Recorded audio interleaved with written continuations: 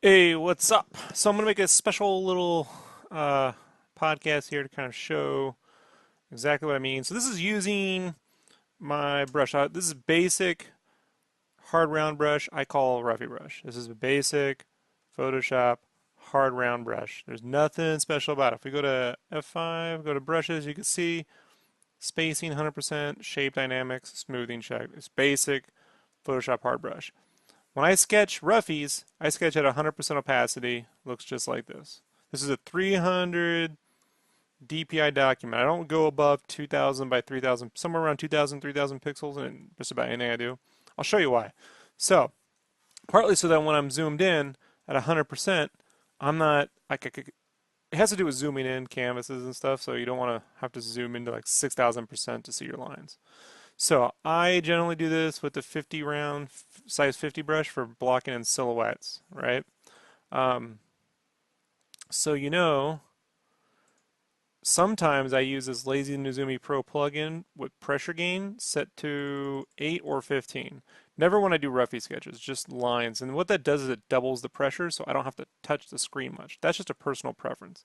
But I turn that off when I'm doing any kind of like initial roughing in, so that way there's no drag or delay. So once I get like a silhouette down, right? Let's just say I come in here and I'm like, oh, here's a silhouette, right? I'll just quickly, you know, whatever. This is something. So we'll just turn that opacity down. Then I go to a drawing brush, which is the same brush.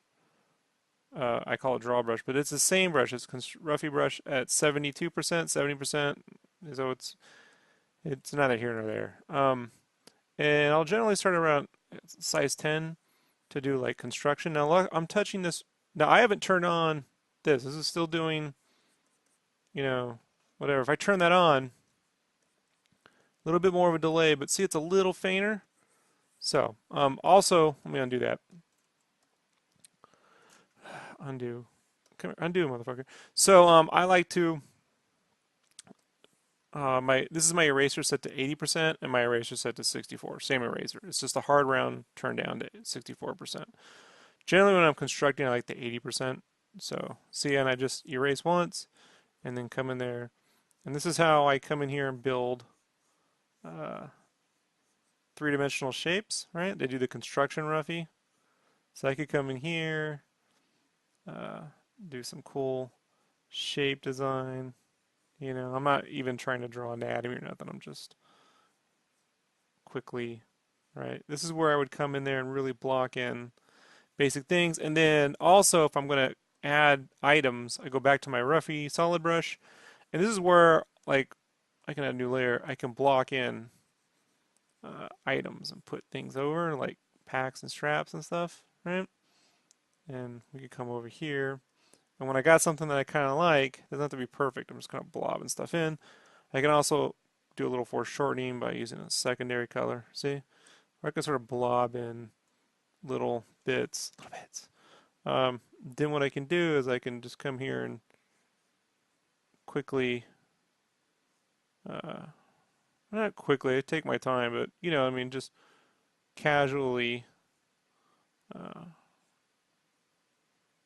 construct this stuff out. And you can go get reference for military gear if you want or whatever else.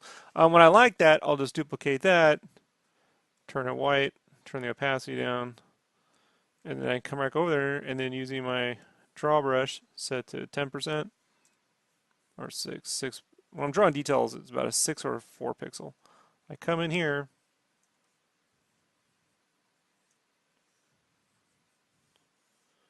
and draw those details at that opacity. Now, look at this right here. This is very similar to what you sent me. So if I take the hard round brush and I just turn it down to 70%, I get the same exact effect you got, right? You're like, huh, that doesn't look amazing. Those lines don't look, it just looks like a bunch of nonsense. But watch what happens when I turn the brush down to a size 10 and we come in at 100%. What it does is that brings that softening of those edges. So it's ink when you're inking isn't fully opaque, it's semi-transparent, especially when you're doing like quill brushing, because if you dilute your ink, you get that same effect. Um, so when you get something you like, this is what I do. I come in here and do this, and yeah, it's semi-transparent. When you get it, when you're done, all you gotta do is duplicate the lines and then turn the opacity down about 30%. So it doesn't add too much. Merge down, and then filter, sharpen, and I use unsharp mask, 25%. And I usually do that 2, maybe 3 times tops. Do it 3 times. And that's how it looks solid. Period. Like this line down here, nothing's been done to that. But if I duplicate that, turn it down 30%, merge down, and unsharp mask 1, 2, 3. I'm using Control F to shortcut. Look how sharp, and looks super sharp, right? So if I take these same giant lines, duplicate that down to 30%, so it strengthens it a little bit more, and then 1, 2, 3, yeah. Look, if it was a big brush where it looked a little off like that, then I would just come back in. Sorry.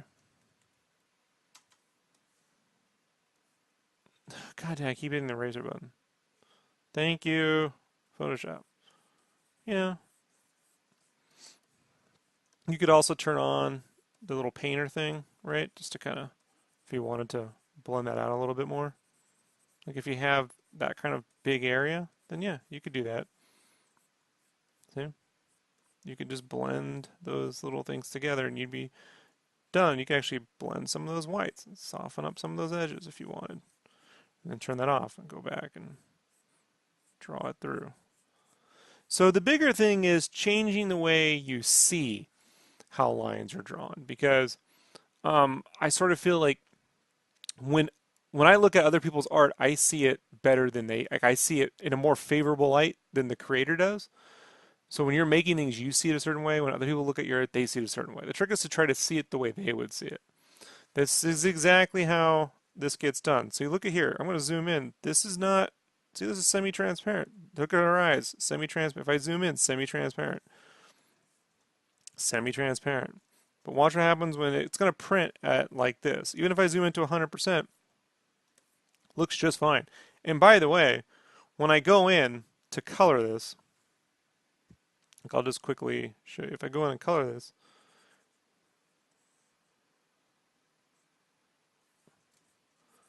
those lines will get darker too, right? So as things get colored. So, and if they're still semi-transparent when it gets done, I can always select the lines. I'll just manually use, I normally would just select the lines, but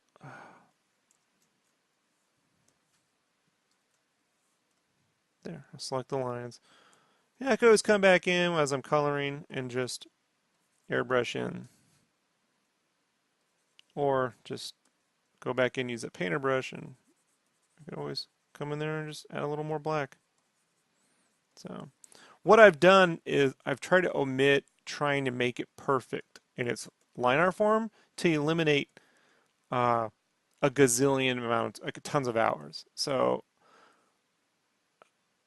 and then if I need a little bit more black in some area, if I need to clean it up a little bit more in the back end, I can just fix that in the back end. But if you look at her hair, it's not perfect. It's got this fluctuation, but that's what I think keeps the energy in and looks cool. So this is the bigger thing. This is why I don't get into like when the people are telling me, oh, this program or that program makes lines perfectly perfect and it's so easy. I don't want perfect. I want simple, fast, and incredibly like just it needs to have energy, and there's nothing else to it. other than this. This is where I've arrived at. I've taken years to sort of like get out of my own way with trying to make things perfect. And um, if I could show you all the, so if I could just show you really quickly, here is these Cupid. I did this in 2011 at 600 DPI. You could see the image size 4,000 by 6,000 pixels. Look at these lines. Yeah, they're super clean and solid. I mean, the lines are loose in terms of the sketchiness, but the line themselves super black, super dark. But I mean, like, I don't think like this took a tremendous amount of effort with all these scribbles and to go back over and clean it up. But if you look at, I mean, forget the style and the drawing of her. Just look at the line difference, right? Half the effort, half the effort, and it looks better. You know? I mean, seriously, like, can't believe it's the same artist. So, another case in point. This is an experiment I had done a couple years later. Uh, so these lines on her were drawn the same way, a little cleaner, but you could see super solid. But this Millennium Falcon I did super loose and scribbly, right? This would be like a construction roughie, basically. But when I went to color it, I noticed this little thing, like once it was colored, those lines really sort of just went away. And you really couldn't tell right here, like the amount of effort, like you couldn't tell the amount of effort this took versus this. You would think this took more, but it didn't. This took more. And so it was just one of those things that I was like, perhaps I'm way overdoing this, way overdoing it. So that's how I eventually arrive a couple years later at this particular style of drawing, where I've left these constructions. I didn't have to leave these constructions in. These are on separate layer. You could see these extra lines. I leave it in to leave the energy in the art because it kind of falls back into the colors once you color it anyway. Um, so that's how I get to this. And if you look at him, look, his eyebrows are transparent. They're not perfect. Um, but it works. It all works. So the other half again is really just training yourself to not see, right? You have to unsee what you see. And this is also why I just don't care when people are like, some other program can make lines super perfect. I mean, I know how to make perfect lines. I learned how to do it the hard way. Um, but I don't think they need to be perfect either. You don't have to draw at 600 DPI. You don't have to draw at 4,000 by 6,000 pixels. Um, having a good oil brush though helps for if you really want some specific details. I like to use the basic oil brush at 100% to add little nicks. So if I need like little 100% opacity nicks and surface details, I can always just use the oil brush for that. So, and a little bit less touch, right? A little lighter. So I'm constantly drawing light. I'm not straining my hand or wrist. Um, but that little bit of that 70% allows there to be, it's softer, it's more organic. It gives it more of an organic feel, even though it's not perfect. So I hope that makes sense. Hope it helps. Talk to you soon. Peace.